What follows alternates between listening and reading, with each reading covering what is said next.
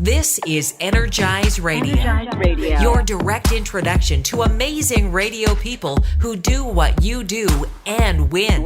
Advice, ideas, strategies to help you help your clients and grow your career. Energize Radio. Let's get energized. Here's John Cole. Another edition of Energize Radio, and this time we take you to the amazing, glorious Finger Lakes region of New York State. And joining us from the Finger Lakes Radio Group is John Romero. John, welcome to Energize Radio. I know you're a busy guy, so we appreciate you taking some time. Oh, thanks so much for having me, John. Now, when I was speaking with Alan Bishop, who is the Grand Poobah over at the Great Lakes Radio Group, he said, you got to talk to John because John is a fabulous rep. And one of the skills he said is your strength is prospecting, which I know is not necessarily a strength for every rep I've ever dealt with. In fact, some reps kind of struggle with prospecting. They're great at customer service or they're great at creative ideas, but getting out there and finding new customers is sometimes difficult. So tell me how you work prospecting into your routine. Well, I kind of have like a goal of trying to find like 3 new opens a day. I take some time to sit down in the morning and map out who I want to talk to. But I'm constantly taking pictures of businesses when I'm out on the road, billboards. I belong to a networking club, so I find out who, is opening up, before it gets, before it hits the streets. That's primarily it. I'm always on the lookout for new business. I love the fact that you're always hunting, so to speak. But when you take those pictures or you make those lists, tell us about how you take those people from being on a piece of paper to becoming a customer. What's part of your strategy there? Well, yesterday I was sitting in front of the office at a red light, and there was a truck in front of me that said, "Follow me to the best deals in town." So it was an eye care place, and it had a cute little thing on the back of it. So I took a picture of it. I went into the office. I waited about an hour, and I called the woman, and she was thrilled that I saw her truck, and she gave me an appointment, and she heard of our radio station, and it's as easy as that. Hey, I noticed you going down the street. Obviously, you're advertising. You're looking for new customers. Follow you to the best deals in town. I said, I almost followed you all the way to your office. That's awesome. Now, that sounds like an easy one. Right. I'm sure there are others that take more time. When you make this list of prospects, how frequently do you go back to it to get through the door? Because sometimes getting the appointment isn't as easy as that story. Right. Well, I still keep an Eagle planner, if you could believe it. I've been doing this for 24 years. And, I make a practice of going back. At least I keep 6 months worth of pages in my planner. So, I just did it yesterday. I go back. I'm like, oh, geez, that guy told me to call him in December. And, I constantly, we have a CRM too that Alan's built. That's an incredible tool, Influence, that, sets reminders. So I constantly have the constant in queue, because if I don't have an activity with the client, then I have to give it up, and I don't like to give up anything.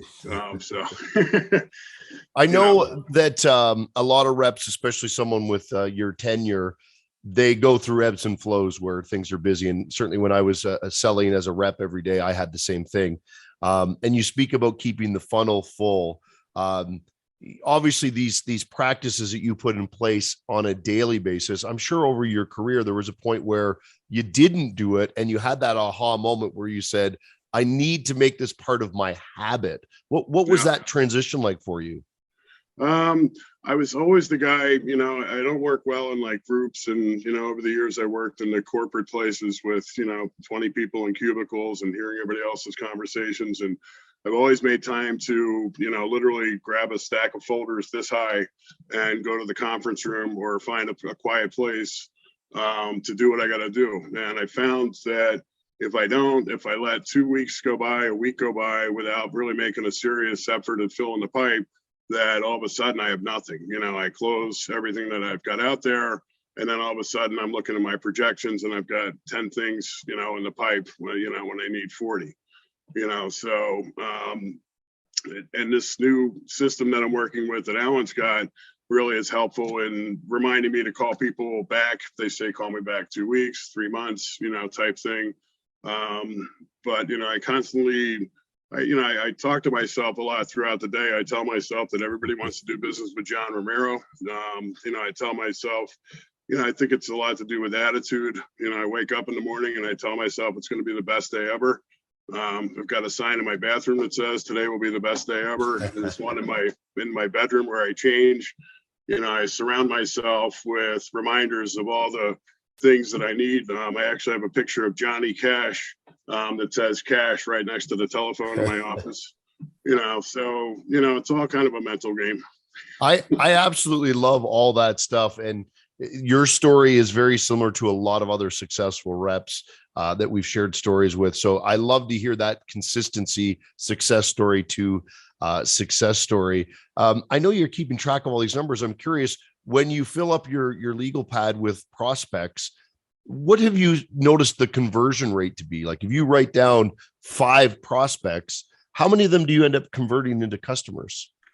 Usually 2 to 3. I don't really waste my time on things. I could usually tell whether or not there's a budget there to work with, or if the people are serious. But typically when I go and meet with somebody, if I can tell they genuinely have a need, and they have a budget to work with, then I have a pretty high conversion rate. I was a little fearful. I watched one of your older podcasts that Alan sent me to give me a little taste, and it was the director of sales from somebody that says she likes her reps to have 10 face-to-face appointments today. And I was like, whoa, for me, I just throughout the week, I guess, I try to manage my time. So when I see people, I spend time with them. When I go see my customers, I don't just pop in and pop out. I try to, kind of operate that way. I like the idea of bringing them some value. When it comes to your prospects, when you're talking to these new people, with a guy with your level of experience, and obviously you have a level of confidence when you're selling that eventually you get, you've been through the game enough times, you can kind of sense how things are going. For you, what's that sign where the prospect's ready to jump on board and buy into the ideas you're suggesting?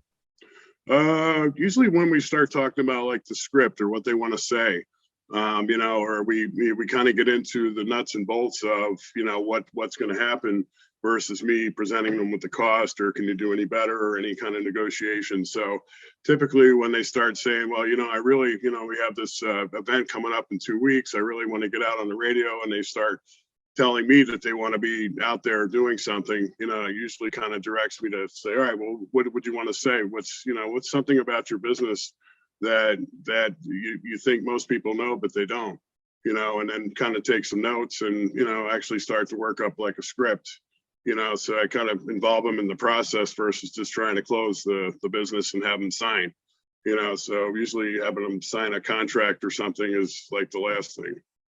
I love that point you just made where you ask the client, what's something that you think people know about you, but they don't, because every business has that. Every business owner, every week has someone come into their business and go, I didn't know you did this.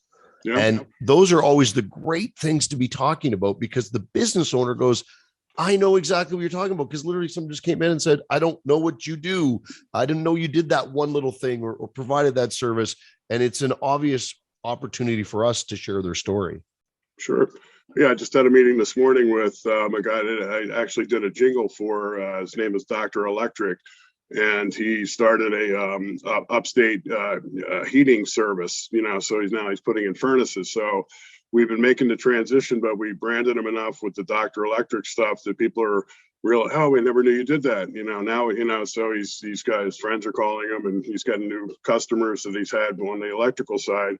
Oh, we heard your ad, we didn't know you did furnaces. We need some work done, so, it works out great. That is great. I know in the Finger Lakes region and your boss, Alan, he's very like-minded to me and many other broadcasters, which is the importance of community and the importance of what we do. Because the essence of great broadcasting, whether you're a big broadcaster or a small broadcaster, it's really getting a community to buy into what you're doing and the value you bring back to them. What are some of your favorite things that you guys maybe have done that are community oriented that are easy to include clients into? Well, I guess like from like a sales standpoint, I've created over the years it's a cruise opportunity. We have the Erie Canal that runs through New York State, and I've set up these musical cruises, basically Grateful Dead cruises. We've done the Eagles, we've done Beatles cruises, things like that. But basically, we work out a deal with the tour operator and the boat, and then I can bring in all my clients. I bring in my restaurants to cater the food. I bring in our local record store to give posters and T-shirts and things like that for the artists, for the music that we're playing. And a variety of, I've got almost every one of my cruises, I've got 5 or 6 of my clients involved in it, and they're all on the radio. So a big believer in joining people together, our clients to, maximize their dollars. It's amazing too, when you get clients together, how much they actually enjoy not only the experience of being part of something, because radio, we forget we're in it every day, that it is sexy to a lot of people that aren't in the business, right? It's exciting what we do, and we need to remember that. But there's nothing more energizing when you have 3 or 4 clients in the room that are all energized by the same thing and want to share their stories about why they're energized by the same thing. Yep. Yeah, well, I've always believed I sell rock and roll. I've been in radio for 24 years, and I've got to meet some amazing people over the years and rock stars and things like that. And I think that comes out when you talk with people and you tell your stories. It kind of lends you some credibility. John, I would imagine someone who's a successful sales rep like yourself, at some point you've picked up a book, whether it be a sales book or a motivation book, or even just a story, or someone, a biography. Is there a book that you would recommend a lot of sales reps have on their shelf? Yeah, absolutely. In fact, it's funny you say that, because that's part of my daily routine. Actually, well, reading anymore, between not being able to see so well, and it makes me tired. I have books on tape, through Audible. And that's part of my routine every day. I have a hot tub downstairs. I take my coffee and I go downstairs and I listen to about 15 minutes of a positive thinking book. Listening to one right now I'm on the fence about, called Wake Up. It's a newer book, but a book that I've read, I would recommend to anybody to read, is The Magic of Thinking Big. I think I've read it at least 4 or 5 times in my life. I also like this book called The Mulligan. I'm a golfer, so it kind of talks about second chances. And but I guess I can't remember the name of the book, but it's about self-talk. It might even be Self-Talk, the name of the book. But I'm a firm believer in what comes out of your mouth. The first person to hear it is you.